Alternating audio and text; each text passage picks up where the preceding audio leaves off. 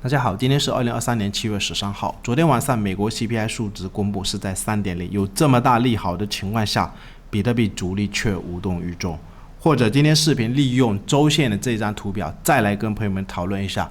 目前比特币的主力短线到底在想什么？包括这两天美元指数现在是继续崩哦，103的位置，首次跟大家讲，有一个下降三角，美元指数是要往下去跌的。最近很多外汇的朋友是赚的盆满钵满。那我们可以看一下历史上，反正有这种下降三角，17年的经验就是往下跌，20年的经验也是往下跌，有事件驱动啊。昨天已经在跟大家讲了，什么事件？就是 CPI 或者是未来预期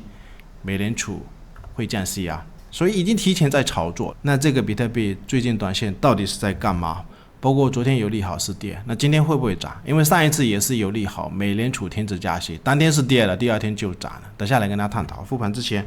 可以对我们的 YouTube 也给我们邀请链接注册交易，或者由于我们邀请链接交易过的朋友，也可以加入我们 Discord 社群，上面有更多程序交易的买卖信号。说到程序，我们先来看一下 Discord 社群哦。上一次30分钟的程序是在6月24号给了一笔空单的建议，价格是在31200美金，止损1%，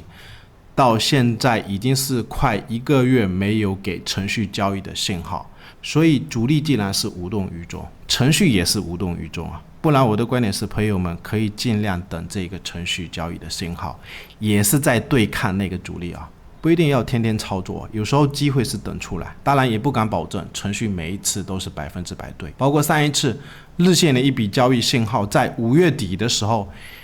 5月23号，他也是有给出一些信号，我是希望朋友们你先忽略，后面是视频一直在提醒朋友们、家人们可以去留意一下这个日线的信号，后面是在26000突破的时候，也就是那一个下降楔形趋势突破的时候，这边程序也是给了一笔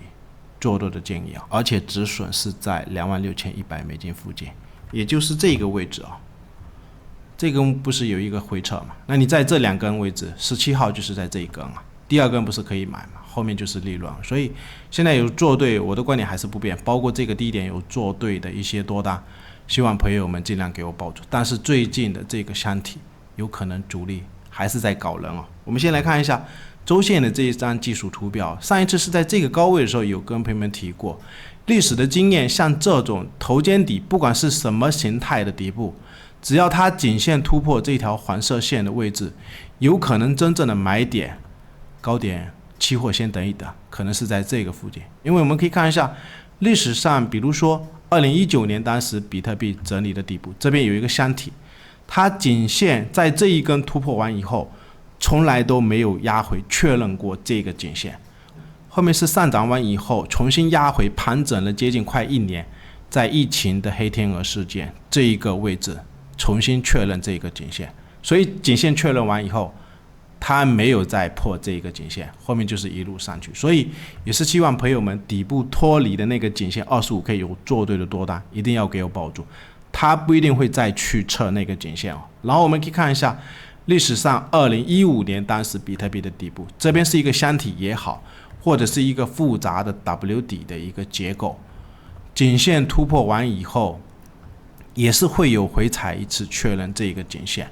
后面有再压回这个颈线吗？没有，所以历史的经验，一般底部突破完以后，都会重新再压回确认这个颈线。压回颈线的位置就是很重要的买点，多单继续利用底部抄底的多单给我开多。那我们可以观察一下2012年的底部也是一样，底部整理的区间突破完以后，它重新再压回这个颈线，后面有再跌破这个颈线的支撑吗？没有啊，所以现在的一个行情。不管是底部或者是这个颈线有买对的，一定要给我抱住。但是最近如果要再开单子，很多朋友也是在问，很早之前没有看到我的视频，最近才关注我的一些粉丝朋友是在问，那现在要操作的话，应该要怎么应对？我的观点是，现货你一定要有仓位，至少要有50%以上的仓位。你如果担心的话，你可以留一部分资金反它有没有可能再压回，我们可以观察一下，这边不是有一个 N 线，就是这个高点位置。因为现在我还有一个思路哦，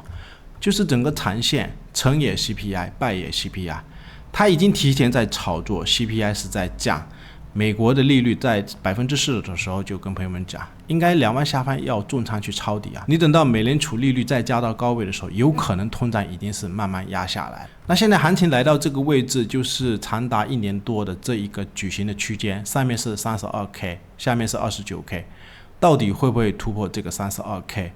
我的观点是，也是不排除有可能啊。它如果要过了这个 32K， 如果来到高位，你要去留意一下，历史上也有这种经验，就是它过整个比特币很大的一个1年到2年的一个压力区间的时候，它过去会重新压回再确认。我们可以观察一下2019年或者是2018年长达1年多的这个箱体区间，在2019年突破的时候，它也是会重新压回再确认这个箱体。所以像这种位置也是很重要的买点。后面如果真的有这种突破来到高位的时候，我们不要去追，去观察一下还有没有可能压回像这种